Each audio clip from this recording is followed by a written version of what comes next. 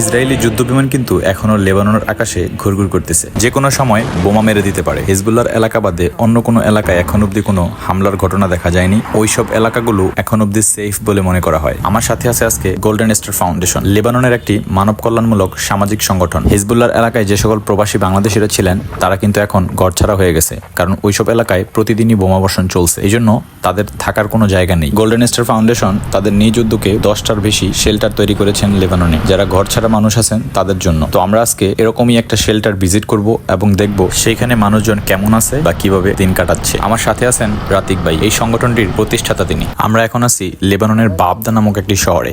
এই শহরটা কিছুটা সেফ, এখানে প্রায় 50 জনের বেশি মানুষকে আশ্রয় দেওয়া হয়েছে। আমরা এখন বিরিয়ানি নিয়ে আসছি তাদের জন্য।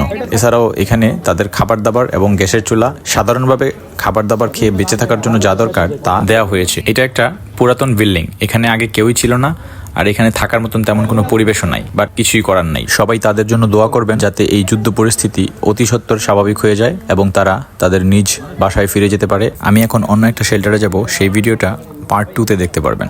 সবাই ভালো থাকবেন এবং আমাদের জন্য দোয়া করবেন। Good bye.